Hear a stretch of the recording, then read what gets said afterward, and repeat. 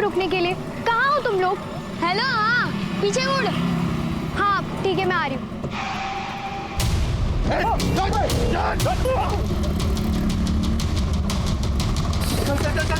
निकाल निकाल गाड़ी निकाल।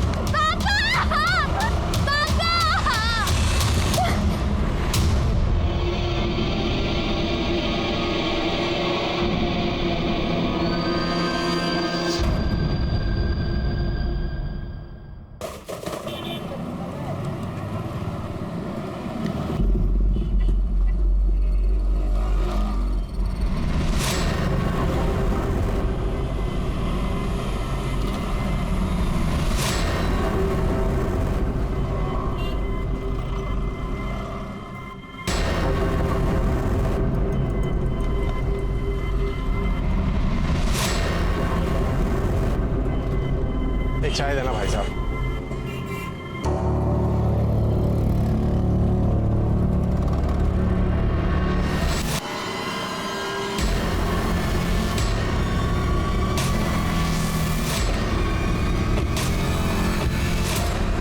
अरे रुकिए अरे करडे सर, ही फाईल साहेबांच्या टेबलावर ठेवा. हो सर. हेलो हेलो, मैं कदम बोलतोय. डीआईजी साहब की गाड़ी चोरी हो गई है. क्या सर? अभी अभी फोन आया कि डीआईजी साहब की गाड़ी चोरी हो गई है. क्या? सारे पुलिस स्टेशन को अलर्ट कर दो. Okay sir. डीआईजी की कार की चोरी से पूरा डिपार्टमेंट सकते में आ गया था, लेकिन पुलिस के आला अफसर की कार उठाने की जुर्रत आखिर किसने और क्यों की?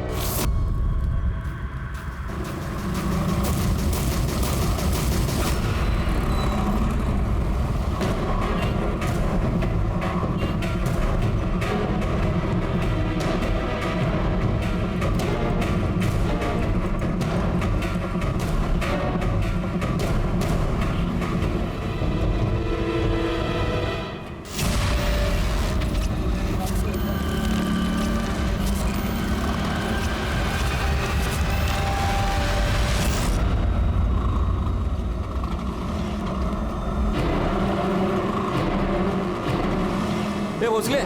डीआयजी सरांची गाडी चोरी झाली. अरे ही गाडी आता 10 मिनिटापूर्वी गेली. एक कामले गाडी पुढे घे.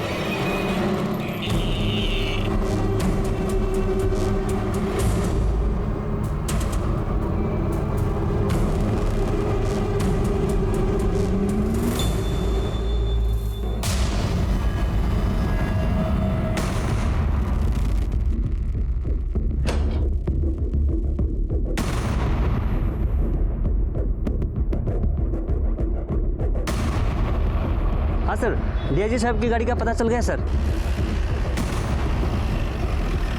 सर, मैंने आपको फ़ोन किया था. ये गाड़ी.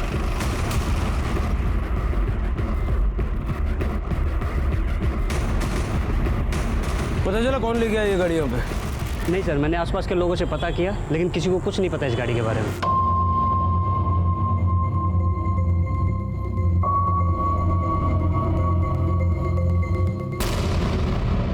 जादव.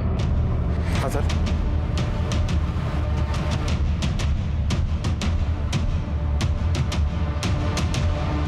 ये रहा सर.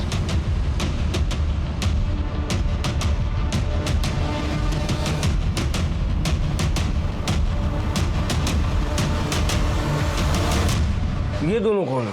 पता नहीं सर, हमेशा आते जाते रहते हैं. सर, ये घर भी अजीब है और घर के लोग भी अजीब है. हमेशा इस घर में कुछ ना कुछ होता ही रहता है.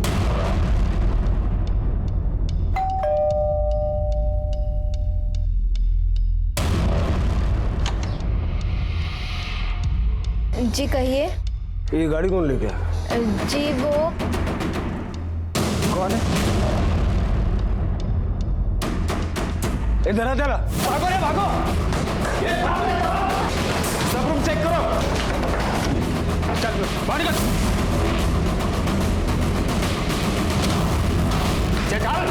चल रे चल.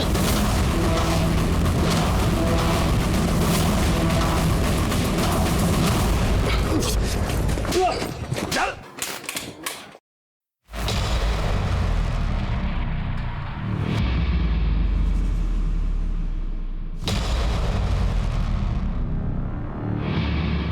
सर जिंदा है, लगता है बेहोश हो गई है। इसी कोनी में इसे लाया होगा। लड़की को हॉस्पिटल भेजो। 24 घंटों के अंदर पुलिस ने डीआईजी की कार को ढूंढ निकाला और इस इन्वेस्टिगेशन के दौरान पुलिस के आगे एक नया केस आकर खड़ा हो गया।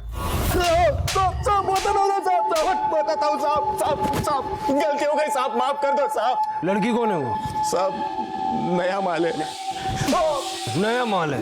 वो साहब अभी डिलीवरी हुआ था साहब। इस लड़की के लिए गाड़ी उठाई थी? हाँ साहब, वो सुलेमान भाई ने बोला था कि सरकारी गाड़ी से जाएंगे तो चेक नाके से बच के निकल जाएंगे। साहब हमको नहीं पता था कि वो गाड़ी डीआईजी का है। सुलेमान भाई कौन है? वो लड़कियां बेचता है। ये लड़की भी हमें सुलेमान भाई ने दी थी। कहाँ रहता है? मुलुंड में साहब। वो लड़की को पहुंचा के मैं गाड़ी निकाल के जा ही रहा था, उतने में आप लोग आ गए साहब। कहाँ से उठाया सुलेमान भाई ने इस लड़की को? साहब वो सब मेरे को नहीं पता है साहब। मेरे को लड़की दी और बोला 1 साल के लिए उसे संभाल, कुछ भी कर, लेकिन 1 साल के बाद उसको जिंदा चाहिए थी वो। 1 साल के लिए जिंदा चाहिए मतलब? साहब अल्लाह कसम बोल रहा हूँ, मेरे को कुछ नहीं पता है साहब। ये सुलेमान भाई का नंबर और एड्रेस लिखवा चल।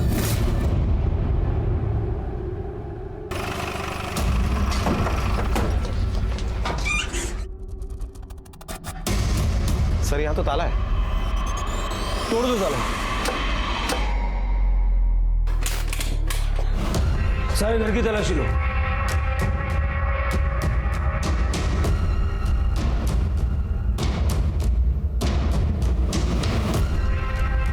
सर ये देखिए, ये एप्लीकेशन है और नाम लिखा है सुलेमान शेख। ये फोटो सारे पुलिस स्टेशन में सर्कुलेट कर दो और ये नंबर ट्रैकिंग पे डाल दो। Excuse me sir. Hello. Okay okay sir, hospital से फोन था, उस लड़की को होश आ गया है। अब कैसी हो? लड़की को उन लोगों ने बेहोशी का इंजेक्शन दिया था। डोज बहुत ज्यादा था, उसकी जान भी जा सकती थी, इसीलिए इतनी देर तक बेहोश थी। कोई सेक्सुअल असल्ट हुआ है? जी नहीं। ग्रेट। डीआईजी साहब की गाड़ी चोरी हुई तो एटलीस्ट हम समय पर उस लड़की तक पहुंच गए। मिल सकते हैं उससे? हाँ हाँ बिल्कुल। कैसी हो अब तुम? नाम क्या बेटा तुम्हारा? कोयल। कहाँ से हो? कोल्हापुर। कोल्हापुर। तो तुम्हें बेचा किसने था? और किसने? मेरी आई ने। आर्यन उठ, बाबा को खाने के लिए बुला जल्दी से। बाबा बाबा बाबा बाबा, देखो मैं फिर से फर्स्ट आ गई।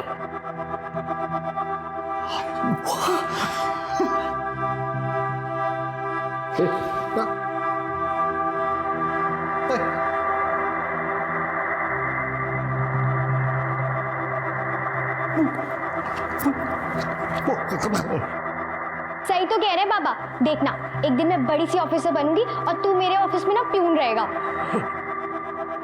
माँ देखो ना बाबा क्या कह रहे हैं। सही तो कह रहे हैं, दिन भर इस मोबाइल में पड़ा रहता है। हाँ चलो खाना खा लो। आहो या तू जल्दी से चेंज कर ले, फटाक से आ जा। भाजी खा।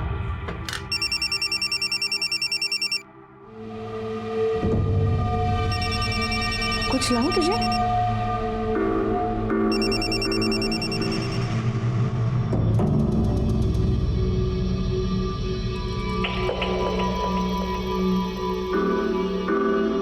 दाल में ना नमक कम है, मैं नमक लेके आती हूँ। तुम पागल हो गए हो क्या? अगर कोयल के पापा को पता चला तो मुझे जान से मार देंगे। फिलहाल तो तुम उतना ही करो जितना मैं कह रही हूँ। अब रखो फोन।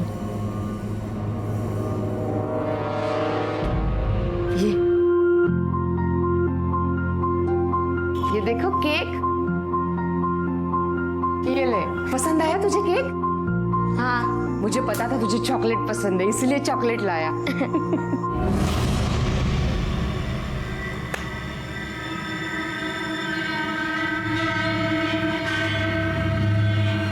आज नहीं। अरे दादा, आम्ही आर्यनला विश करायला आलोय।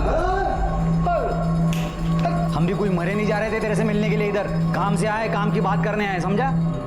क्या तमाशा लगा रखा है तूने इधर? संतोष भाऊ जी, 1 मिनट। ये देख, बाबा ने जमीन के मरने से पहले 3 हिस्से किए थे, उसमें से सामने वाला जमीन का टुकड़ा तेरे को दे दिया तो तू वहां से हमारा आना जाना बंद कर देगा क्या?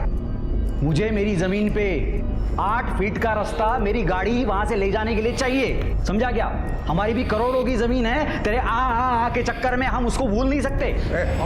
ये संतोष भाऊ जी कैसी बात करें अपने बड़े भाई से? वहिनी, आपल्या नवऱ्याला जरा समजावून सांगा मग, जो हमारी जमीन पे नाक की तरह कुंडली मार के बैठा है। चुप रहे, ऐसे कैसे बात कर सकते हैं आप पापा से? नहीं देंगे हम आपको जाने का रास्ता, उड़ के जाइए अपने प्लॉट में। और हम क्यों सोचे आपके बारे में? आपने सोचा था दादा दादी के बारे में, कितनी तकलीफ सही है उन्होंने। इतने भर की नहीं है तू, और जबान तेरी गज भर की। अपने बाप के लिए टर्टर करना बंद कर, चल बाजू बैठ। अरे क्या कर रहे हो? क्या कर रहे हो? काय करता तुम्ही? देख लिया इसको, हैं? खाली नाम का बड़ा भाई है ये। तू बोला इसलिए मैं इधर आया, और हमको घर के अंदर तक नहीं लिया इसने। ये ऐसे सीधे सीधे मानने वाला नहीं है, तेरे को तो मैं दिखाऊंगा। भाई ने साला तू दादा तुझसे निकल, अरे दादा तुझसे निकल, भाडू नका।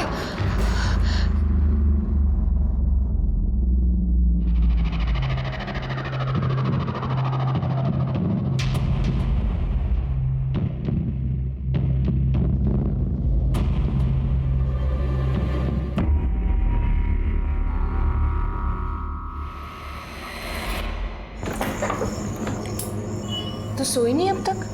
भाई तू इतनी रात को कहाँ से आ रही है? मैं वो यही बाहर ही थी, तू जा सो जा, सो जा जाके, लेट हो गया है। मैंने ही बुलाया था उन लोगों को, रिश्तेदार है हमारे, बुरे वक्त में अपने ही काम आते हैं। अहो ऐका तरी मी काय म्हणतीये, किती चिडचिड करता। देख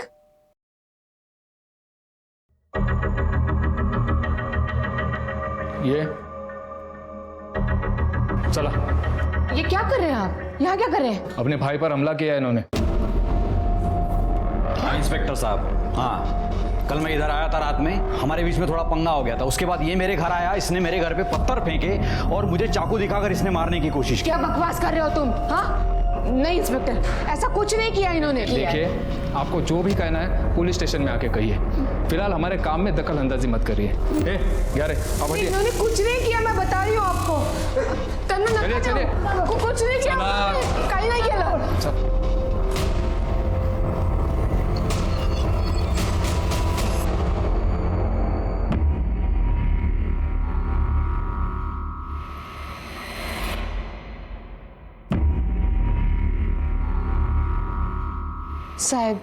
साहब वो घर पर ही थे। मैडम, आप उनकी धर्म पत्नी हैं, उनको बचाने की कोशिश तो करेंगी ना? मैं सच कह रही हूँ, खोटा नहीं बोले थे। देखिए मैडम, उसने अपने भाई को मारने की कोशिश की है, केस तो बड़ा बनेगा। पर बाबा है कहाँ? बेटा तुम्हारे बाबा हवालात में हवा खा रहे हैं। मुझे उनसे मिलना है। अभी तुम बहुत छोटी हो, ये सब कानूनी मामला है, तुम्हें समझ में नहीं आएगा। मैडम, हमें और भी बहुत सारे काम हैं, आप आइए। साहब कुछ ले देकर ये सारा मामला ठीक कर दो ना। क्या बोल रहे हैं आप? नहीं, क्या बोल रहे हैं आप? मैं रिश्वत खाने वाला लगता हूँ? नहीं साहब। तो क्या बोल रहे हैं आप? देखिए मैडम, जो भी होगा कानूनी प्रोसीजर से होगा। आप एक काम करिए, बेल लेके आइए, छोड़ देंगे। साहब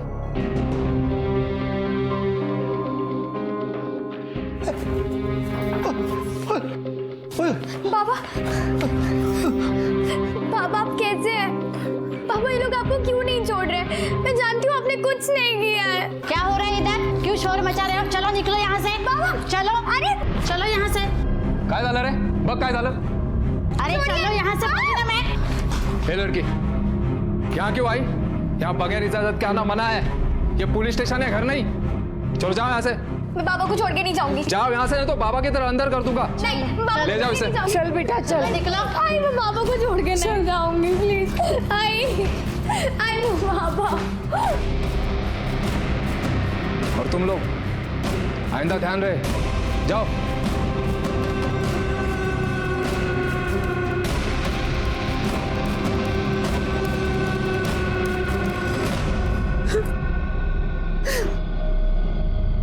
क्या कर रही थी तू? हाँ, मैं पहले से कम परेशान हूँ क्या जो तू और परेशान कर रही है? मत कर, समझता नहीं तुझे। मैडम, आपको अपने पति की बेल करवानी है क्या? हो, मेरे पास ना एक वकील है मैडम, अच्छा वकील है, अशफाक खान नाम है उसका। कार्ड देता हूँ मैडम, फ़ोन करिए उसे, बेल 100% हो जाएगी। मेरे पति ने कुछ नहीं किया है। देखिए, आप फिक्र मत कीजिए, आपके पति की बेल हो जाएगी। आप रिलैक्स हो जाइए, बैठिए और मुझे डिटेल में बताइए। बैठिए। वकील अंकल ने बाबा की बेल भी करवा दी थी। सब बहुत खुश थे। माँ ने बाबा को छुड़ाने के लिए दिन रात एक कर दिए थे। मुझे लगा कि मैं ही गलत समझ रही हूँ। माँ सच में बाबा से बहुत प्यार करती है, लेकिन फिर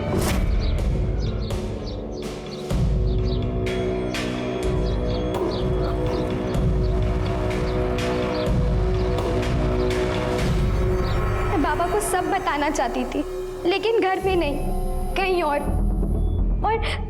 जब तक मैं बता पाती बहुत देर हो गई थी।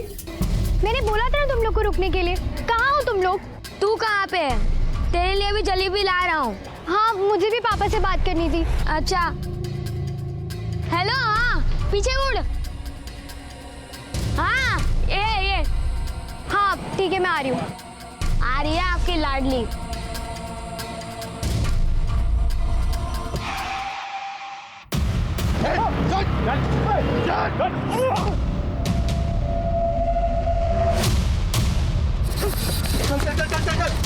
निकाल गाड़ी निकाल। पापा! पापा! पापा! पापा! पापा! पापा! पापा! आई! क्या हुआ बेटा?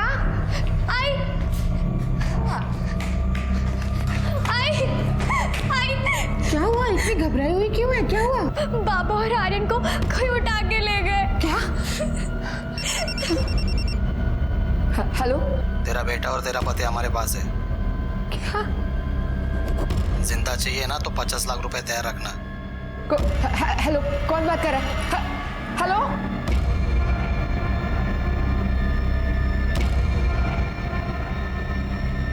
क्या किया आपने बाबा के साथ? क्या बोल रही है तू? ज्यादा नाटक मत करिए।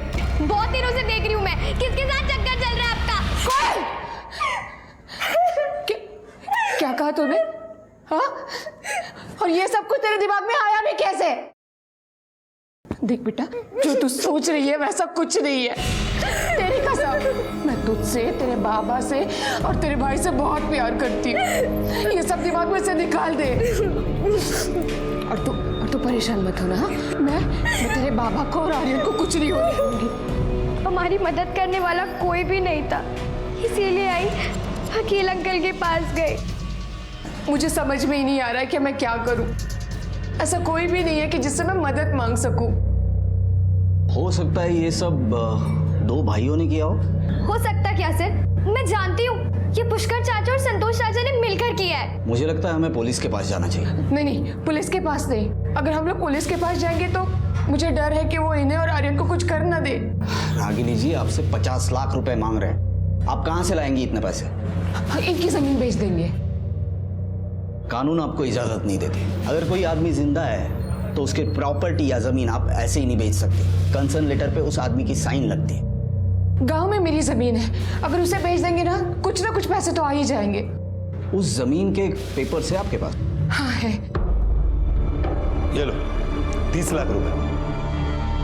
30 लाख दिलीप? अरे जमीन कम से कम 70 लाख की है, 50 लाख तो आने चाहिए। देखो अशफाक भाई, अभी मेरे पास 30 लाख रुपए चाहिए तो ले लो। अरे तुम समझ नहीं रहे। हमें चलेगा।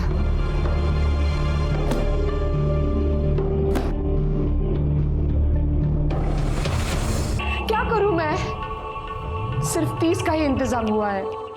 माँ के कहने में वो 30 में मान भी गए थे, और उन्होंने जहाँ पैसे रखने को बोला था वहाँ पे माँ गई भी पैसे रखने, और उन्होंने कहा कि बाबा और भाई हमें उसी जमीन में मिलेंगे जिस जमीन की वजह से सारी लड़ाई थी। और जब हम लोग वहाँ पहुँचे तो आर्यन, बाबा,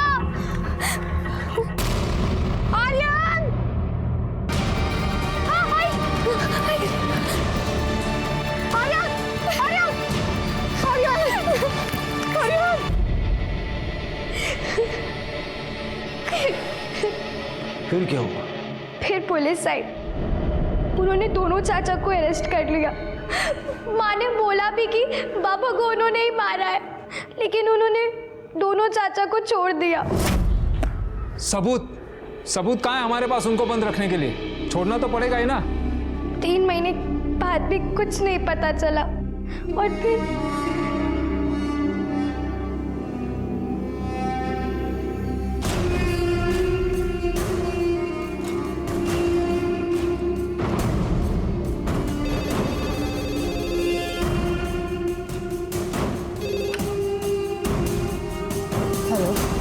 तेरी बेटी बहुत जवान हो गई है, उसका घर से निकलना बंद कर दिया।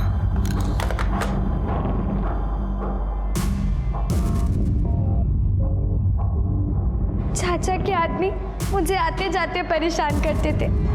उन्होंने तो जैसे मेरा जीना हराम कर रखा था। क्या हुआ? क्या चला?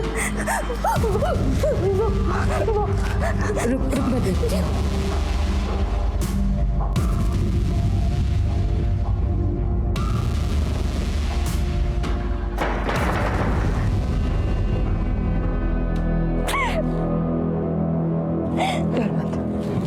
अब हम लोग यहाँ पे नहीं रहेंगे। हाँ, फिर माँ ने मुंबई आने का डिसीजन लिया। फिर आई मुझे मुंबई ले आई, और मुंबई आने के बाद तो मेरा शक यकीन में बदल गया। भाई को तो जैसे सारी चीजों से आजादी मिल गई थी। वो चुप चुप कर किसी से मिलने भी जाती थी।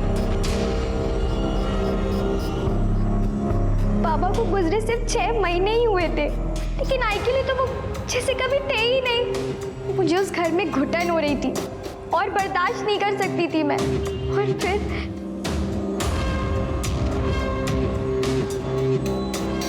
क्या चल रहा है आपका? माँ, मैं इतनी छोटी नहीं हूँ कि मुझे कुछ समझ में ना आए। तुम तो गलत समझ रही है कोयल। मैं कुछ गलत नहीं समझ रही हूँ, सब पता है मुझे। आप बन ठन कर जाती हैं और कार में किसी से छुप छुप कर मिलती हैं। तू जैसा समझ रही है वैसा कुछ नहीं है कोयल। नहीं माँ, अब आपके इन छोटे आंसुओं का मुझ पे कोई फर्क नहीं पड़ेगा। मुझे हर बार लगता रहा कि मैं गलत हूँ और मेरी माँ सही है। अब तो मैं दावे के साथ कह सकती हूँ कि बाबा और आर्यन को आप ही ने मरवाया है। मैंने नहीं मारा है उन्हें। मैं कुछ नहीं सुनना चाहती माँ। कोयल मेरी बात तो सुन।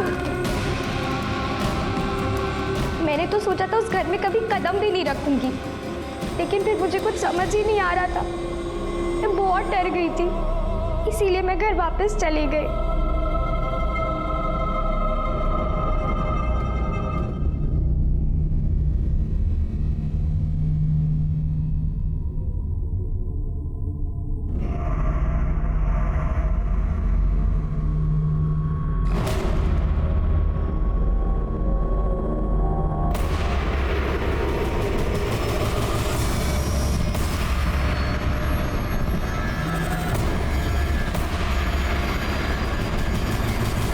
फिर मुझे सीधा हॉस्पिटल में होश आया। मेरे को लड़की दी और बोला 1 साल के लिए उसे संभाल, कुछ भी कर, लेकिन 1 साल के बाद उसको जिंदा चाहिए थी वो। लेकिन ये तुम्हारी माँ ने 1 साल के लिए बेचा, ये क्या है ये? वो औरत अपने फायदे के लिए कुछ भी कर सकती है। बाबा तो बोल भी नहीं सकते थे, तब भी उनसे शादी कर ली क्योंकि बाबा के पास प्रॉपर्टी थी। वो औरत पैसे के लिए कुछ भी कर सकती है, इसीलिए मुझे भी बेच दिया। तुम्हारी एज कितनी है? 17 साल। इसका स्टेटमेंट ले लो और घर का पता ले लो, और स्टेटमेंट पे इसके साइन ले लेना। Okay sir. बेटा आराम करो।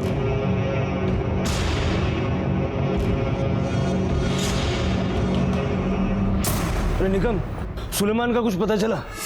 नहीं सर, जब से अकरम पकड़ा गया सुलेमान का फोन बंद आ रहा है, और सुलेमान ने सिम भी फर्जी नाम से लिया था सर। सर, क्या कोई औरत इतना गिर सकती है कि अपने बेटे और पति को मारने के बाद अपनी ही बेटी को धंधे पर लगा दे? जादव, अपने मतलब के लिए इंसान कुछ भी कर सकता। सर, मुझे 1 साल वाली बात समझ में नहीं आ रही है।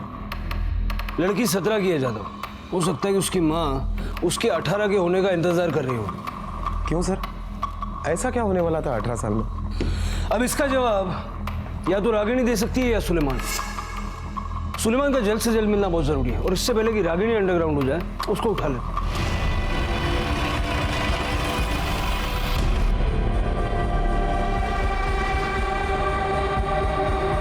देखो अंदर जरा। सर यहाँ पे तो नहीं है। ऊपर देखते हैं।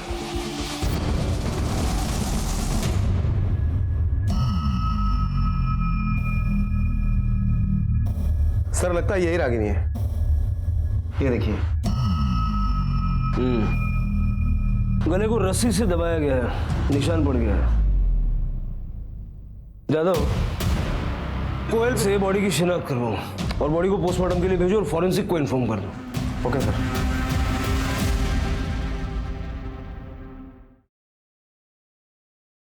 ये वही औरत है जिसे मैं आई कहती थी।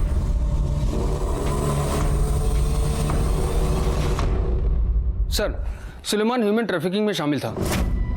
उसके खिलाफ बहुत से चार्जेस हैं पुलिस रिकॉर्ड में, ये देखिए सर। और सर मुझे लगता है कि सुलेमान ने ही रागिनी को मारा है, क्योंकि माँ बेटी यहाँ अकेली रह रही थी और सुलेमान की नजर उन पर पड़ी हो, उसने माँ को मारकर बेटी को उठाकर बेच दिया। सर रागिनी की पोस्टमार्टम रिपोर्ट आ गई है। पोस्टमार्टम रिपोर्ट के मुताबिक रागिनी की मौत 10 तारीख को रात को 8 बजे से 12 बजे के बीच में हुई है। रस्सी जैसे चीज से उसका गला दबाया गया, जिस वजह से उसकी वेन पाइप चोकअप हो गई और उसी में उसकी मौत हो गई। सर घर पर भी किसी के उंगलियों के निशान नहीं मिले। हो सकता है कि कातिल ने सारे उंगलियों के निशान मिटा दिए हो। हाँ, लेकिन मेन डोर पर किसी के उंगलियों के निशान मिले। सुलेमान के फिंगरप्रिंट्स रिकॉर्ड पे हैं? नहीं सर। मुझे कोयल पे शक है, वो भी मार सकती है। गुस्से में तो वो थी ही, क्योंकि उसे लगता है कि रागिनी ने उसके बाप और भाई को मरवाया। ये हो और उसी में वो सुलेमान के चपेट में आ गई। जब हमने उससे पूछा तो उसने झूठी कहानी बताई कि माँ ने ही उसे बेचा। सर कोयल की फिंगरप्रिंट मैच करके देखें। निकम त्याने का होना रे, वो तो कोयल का ही घर है, उसके तो फिंगरप्रिंट्स वहां पे मिलेंगे, उससे हम कुछ साबित नहीं कर सकते। और कोयल के दोनों चाचा संतोष और पुष्कर वो भी कर सकते हैं। पहले विमल और आर्यन को मारा और अब रागिनी और कोयल को रास्ते से हटा दिया, तो सारी जमीन उनकी। हाँ सर, लेकिन फिर वो कोयल को जिंदा क्यों छोड़ेंगे? धंधे में डाला था उसको। वहां की जिंदगी मौत से बदतर होती है। अगर हम वहां तक नहीं पहुंचते तो कोई चांस नहीं था कोयल जिंदगी भर वहां से बाहर निकल पाती। सर लेकिन हमें रागिनी के प्रेमी को भी नहीं भूलना चाहिए, वो भी तो ये सब कुछ कर सकता है। कर सकता है। ये केस बहुत उलझा हुआ है। निगम सर, रागिनी के कॉल डिटेल्स और लोकेशन निकलवाओ। कोयल का कहना है कि वो उस आदमी से रेगुलरली मिलती थी और उसके साथ कहीं जाती थी। पता करो कहाँ जाती थी और किससे मिलती थी। और हाँ, संतोष और पुष्कर की कॉल डिटेल्स और लोकेशन भी निकालो। देखो उनमें से तो कोई यहाँ नहीं आया था। जी सर। और आगे की कहानी जानने के लिए यादव हमें जाना पड़ेगा कोल्हापुर।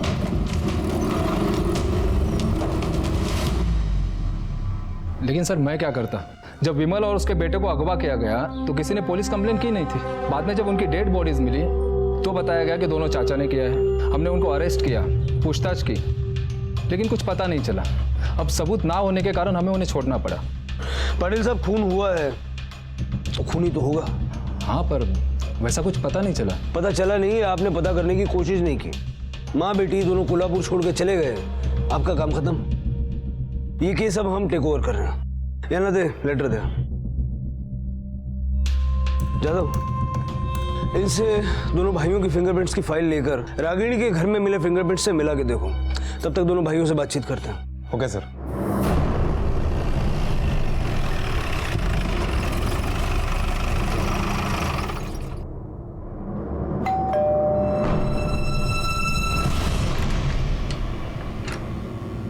बोला क्या काम है? आपकी भाभी रागिनी का खून हो गया है। बार बार उन दोनों के साथ कुछ होता है, पुलिस हमारे पीछे पड़ जाती है। अरे हमने कुछ नहीं किया है साहब। मैं मानता हूँ कि हमारे बीच में झगड़ा था। मेरा दादा बचपन से लाड़ प्यार करके उसको रोड साइड वाली ज़मीन दे दी थी। ये भी नहीं सोचा कि उसकी ज़मीन के पीछे हम दोनों भाइयों की भी ज़मीन है। दादा ने उसकी ज़मीन से हमारा आना जाना बंद कर दिया, रास्ता ही बंद कर दिया। अब आप ही बताइए, जब आदमी के पास रास्ता ही नहीं है, अपनी ज़मीन तक कैसे पहुँचेगा वो? करोड़ों की ज़मीन थी हमारी। तो जमीन पे रास्ता बनाने के लिए अपने भाई के परिवार को रास्ते से हटा दिया। ऐसा मैंने कुछ नहीं किया साहब। दिल में मेरे बहुत बार आता कि मैं दादा को मार ही डालूं, लेकिन वो वहीनी के बारे में सोच के मैंने वैसा किया नहीं। क्यों? वो अच्छी औरत थी साहब। वो तीनों भाइयों के बीच में दोस्ती बनाकर रखना चाहती थी। हे बघ दादा, आर्यनचा वाढदिवस है। रागिनी वहिनी ने बोला है कि एक बार घर पे आ जाओ और अच्छे से बात कर लो। वो अपनी जमीन पे गाड़ी जाने के लिए रास्ता दे देंगे। मैं गया था साहब आर्यन के बर्थडे में, सोच के कि सुलह हो जाएगी। लेकिन दादा ने बेइज्जत करके हमको घर से निकाल दिया था। और अगले दिन तुमने झूठी कंप्लेंट करके अपने दादा को अंदर करवा दिया। नहीं साहब, झूठी कंप्लेंट नहीं थी, वो सच में मेरे घर पे आया था। उसने मेरे घर पे पत्थर फेंके थे, चाकू दिखाकर मुझे मारने की कोशिश भी की थी उसने। ये तेरे दादा के मोबाइल लोकेशन का रिकॉर्ड है। इसके हिसाब से वो उस दिन अपने घर पर ही था। वो तो उस दिन मोबाइल अपने घर पे ही छोड़ के आया था साहब।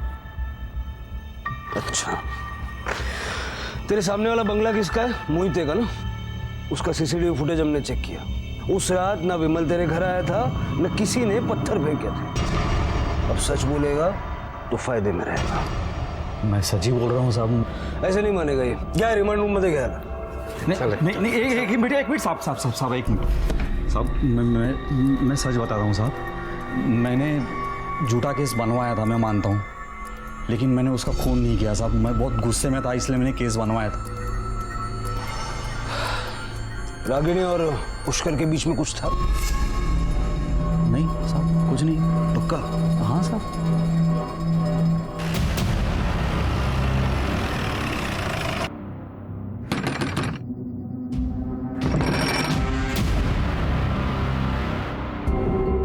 पुष्कर देशमुख कुठे आहेत?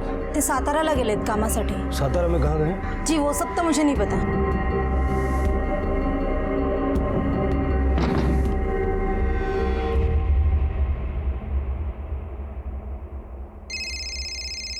हेलो सर, दोनों भाइयों की कॉल डिटेल्स आ गई है। संतोष मुंबई नहीं आया था, लेकिन पुष्कर के फोन की लोकेशन उस दिन रागिनी के घर की है। सर, एक बार शाम को 7:30 बजे के लगभग और रात को 11 बजे के करीब। उसके बाद से पुष्कर का फोन बंद है सर।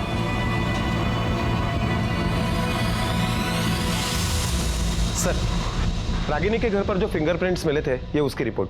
सर, इस रिपोर्ट के मुताबिक पुष्कर के फिंगरप्रिंट्स के साथ ये रिपोर्ट मैच कर रही है। सर, इसका मतलब है कि पुष्कर ने ही रागिनी को मारा और अब चूहे की तरह बिल में छुपा है। तो खोद के निकालो उसे। उसकी फोटो सारे पुलिस स्टेशन में सर्कुलेट कर दो। जी सर। सर, और एक बात पता चली है, जब से रागिनी कोल्हापुर से मुंबई गई है, उसने कोल्हापुर का नंबर बंद करवा दिया और मुंबई में एक नया नंबर ले लिया। इस नए नंबर से पुष्कर के टच में थी? सर, जब तक वो कोल्हापुर में थी तब तक वो पुष्कर के टच में थी, लेकिन जब से वो मुंबई गई है, पुष्कर के साथ उसका कोई कांटेक्ट नहीं है। और कोई नंबर है जिससे अक्सर बात करती थी? जी सर, एक नंबर मिला है किसी आमन राव के नाम पर, लेकिन जब हमने इंक्वायरी की तो वो फर्जी नंबर निकला। वो मुंबई में एक्टिवेट था। मतलब कोल्हापुर से जाने के बाद किसी के टच में नहीं थी ना सर? अशफाक खान के नाम। उसका वकील? जी सर। यकीन नहीं हो रहा है, रागिनी जी का कत्ल हो गया। आप तो जानते होंगे ना उन्हें? हाँ, मैंने उनके शोहर की बेल करवाई थी। 2-3 बार उनके घर पे भी गया था खाना खाने के लिए। इतनी ज्यादा जान पहचान कि मुंबई जाने के बाद भी रागिनी आपसे देर तक बातें करती थी। सर, वो मेरी क्लाइंट है। वो अपने नाम की जायदाद, जमीन जो थी उनकी, वो बेचना चाहती थी, इसलिए मुझे बार बार फोन करती थी कि कोई अच्छा बायर ढूंढ ले और वो जमीन बेच दे। अच्छा नहीं हुआ रागिनी जी के साथ। सर, मैंने वार्न किया था लोकल पुलिस को और उनको बताया भी था। क्यों झूठे केस में फंसा रहे इन्हें? हाँ, भाई है आपके। कौन सा भाऊ? मैं कोई भाई भाई नहीं जानता। हमारी करोड़ों की जमीन आज कौड़ियों की हो गई है। जाओ जाके उसको बोल दो कि हमें रास्ता दे दे। अगर नहीं माना तो आगे जो भी होगा उसकी जिम्मेदारी दादा की होगी।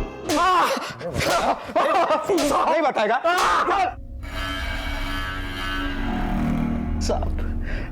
साहब, मैंने कुछ नहीं किया साहब। तूने और तेरे भाई ने मिलके मारा है? नहीं साहब, मैंने सिर्फ गुस्से में आके धमकी दी थी साहब, मैंने नहीं मारा। हो सकता है पुष्कर ने किया हो। साहब, आपने पूछा था ना मेरे से, आपने पूछा था ना, पुष्कर वहीनी को पसंद करता था साहब, और उनसे मिलने के, उनसे बात करने के बहाने ढूंढता था हमेशा। दोनों के बीच कुछ था? हो सकता है साहब। 1 साल बाद क्या होने वाला था? 1 साल बाद पता नहीं साहब मेरे को। सर, मुझे तो लग रहा है कि ये संतोष झूठ बोल रहा है। उसी ने रागिनी को मारा होगा। इसे शक हो गया कि रागिनी और पुष्कर के बीच में कुछ चक्कर चल रहा है और इसीलिए उसने रागिनी को मार दिया और अब सारा इल्जाम पुष्कर के ऊपर डाल रहा है। ये भी हो सकता है कि वो फर्जी नंबर पुष्कर का ही हो, जिससे रागिनी मुंबई में बात किया करती थी। और उस दिन जब कोयल ने किसी आदमी को अपने घर से निकलते हुए देखा, हो सकता है वो पुष्कर ही हो, क्योंकि पुष्कर उस शाम को रागिनी के घर गया था और उस रात को पुष्कर फिर से वहां गया था। हो सकता है कि रागिनी ने पुष्कर से कहा हो कि कोयल को शक हो गया है पुष्कर और रागिनी का झगड़ा हुआ, पुष्कर ने रागिनी को मार दिया और कोयल को सुलेमान के हाथों बेच दिया, या फिर कोयल ने रागिनी को मारा और सुलेमान के चंगुल में फंस गई। हाँ सर, ये सारी कड़ियाँ सुलेमान से जुड़ रही है। एक बार फिर से सबके कॉल रिकॉर्ड चेक करो। Okay sir. पुलिस खबरियों के जरिए सुलेमान को ट्रेस कर रही थी और दूसरी तरफ पुष्कर की तलाश में पुलिस ने पुष्कर की पत्नी की कॉल रिकॉर्ड्स को ट्रेस करना शुरू किया। सर, पुष्कर के बीबी के मोबाइल रिकॉर्ड्स। सर, ये रिकॉर्ड के मुताबिक पुष्कर के बीबी के मोबाइल पर कोल्हापुर के अलग अलग एरिया से कई बार फोन आया करता है। हो सकता है ये कॉल्स पुष्कर ही कर रहा हो। कोल्हापुर के सारे होटल्स चेक करो, कहीं छुप के बैठा हो।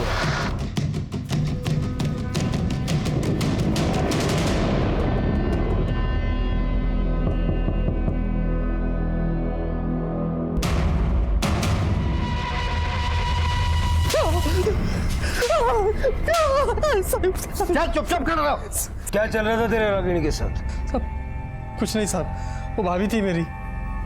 तेरे कॉल रिकॉर्ड्स हैं हमारे पास, बहुत लंबी चौड़ी बातचीत करता था। साहब, वो सिर्फ जमीन के सिलसिले में बात हो रही थी।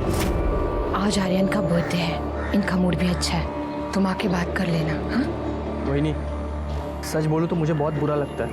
आप चोरों की तरह मुझे फ़ोन करती है, मुझसे मिलने आती है। साहब, विमल दादा कुछ सुनने को तैयार ही नहीं थे और संतोष भाऊ का गुस्सा भी बहुत खराब है। आर्यन के बर्थडे वाली रात झगड़े के बाद रागिनी से मिलने गया था तू? हाँ सर, वही नहीं, दादा ने ये ठीक नहीं किया। संतोष भाऊ बहुत भड़का है, वो कुछ तो भी गलत करने वाला है। तू संभाल लेना। मैं कुछ नहीं कर सकता वही। सुना, तू कुछ कर ले, संभाल ले। कुछ नहीं कर सकता वही नहीं, जाने दो मुझे। तू सोई नहीं अब तक?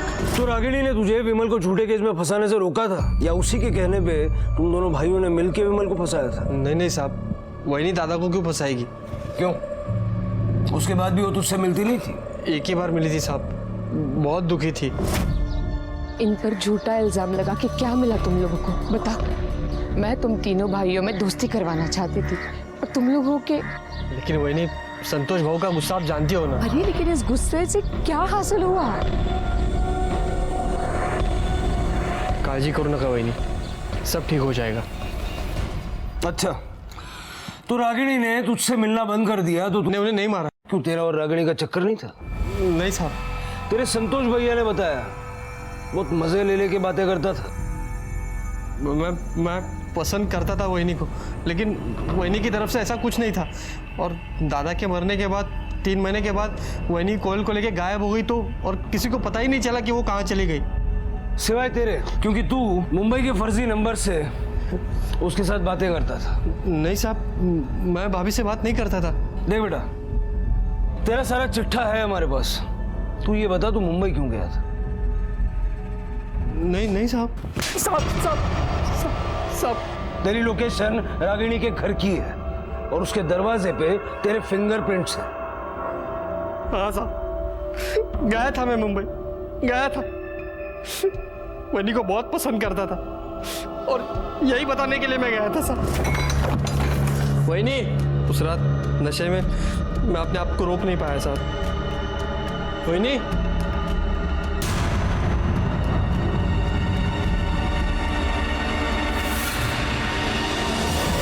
मैंने उन्हें नहीं मारा साहब। अगर तूने नहीं मारा तो छुप के क्यों बैठा था? मैं बहुत डर गया था साहब, मुझे लगा कि मेरे मोबाइल की लोकेशन वहाँ की पुलिस को मिल जाएगी और मेरे फिंगरप्रिंट्स भी वहाँ थे ना। अपने आप को बहुत शाना समझता है तू, हाँ?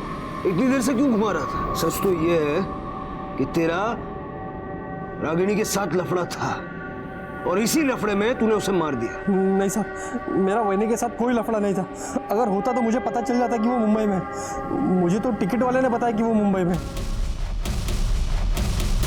जी साहब, पुष्कर आया था और मुझसे पूछ रहा था कि रागिनी कहाँ गई है, तो मैंने बता दिया कि वो मुझसे मुंबई का टिकट लेकर चली गई है। सर, सुलेमान नेपाल में पकड़ा गया है। सुलेमान को नेपाल से मुंबई लाया गया। अब सारी बिखरी कड़ियों को बस वो ही जोड़ सकता था। अब बता, कहां से उठाया था कोयल को? उठाया नहीं था साहब, कोयल को बेचा था किसी ने मुझे।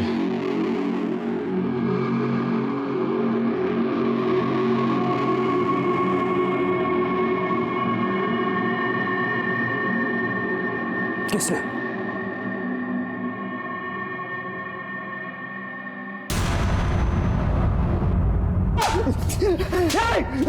चलो उठा उठा उठा चल बोल बोल बोल बोल बोल बोल रागिनी को कैसे मारा बोल। मैंने जब विमल की बेल की तभी मुझे पता चला। रागिनी को दुनियादारी के बारे में कुछ नहीं मालूम। अगर उसके पति का उससे सहारा छुड़ा दूं तो वो सहारा दूंगा भी ऐसे ही सर। मेरे आदमी लोगों को बता के मैंने माँ बेटी को दिन रात परेशान किया। रागिनी सबसे डर गई और मजबूरी में उसने मुझे सब कुछ बता दिया। मुझे तो समझ में ही नहीं आ रहा है अपनी जवान बेटी को कैसे संभालूं, इस दुनिया से कैसे बचाऊं। रागिनी जी अपने आप को संभालिए, मैं हूं ना आपके साथ, हर कदम पे आपके साथ हूं। मारा कैसे वो बोल। सर मैंने रागिनी के साथ प्यार का नाटक किया। रागिनी को पति नहीं चाहिए था, उसके बेटी के लिए बाप चाहिए था। ऐसा बाप जो उसके बेटी को दुनिया से प्रोटेक्ट करे। मैंने रागिनी के दिल में संतोष और पुष्कर के लिए डर बिठा दिया। फिर मैंने उसे कहा कि पावर ऑफ अटर्नी मेरे नाम करे और वो मुंबई चली जाए और मैं जमीन बेच के मुंबई आ जाऊंगा उससे शादी करने के लिए। सब कुछ प्लान के मुताबिक ही हो रहा था, पर उस कोयल के चक्कर में सब गलत हो गया। अरे रागिनी, वो जो पेपर्स है ना आपने दिए हुए, वो तुम रो क्यों रही हो? क्या हुआ क्या तुम्हें? आपने मेरे लिए और मेरी बेटी के लिए बहुत कुछ किया है, मगर ये रिश्ता अब मैं और नहीं निभा पाऊंगी। क्या बोल रही हो तुम? मैं तुमसे प्यार करता हूँ और तुम भी मुझसे प्यार करती हो। बहुत इज्जत करती हूँ आपकी, मगर प्यार अपनी बेटी से करती हूँ। और जब वही खुश नहीं है इस रिश्ते से तो हमें अलग होना ही होगा। अशफाक, आप यहाँ से चले जाइए। अपनी बेटी की खुशी से बढ़कर मेरे लिए और कुछ नहीं है, और हो सके तो मुझे माफ कर देना।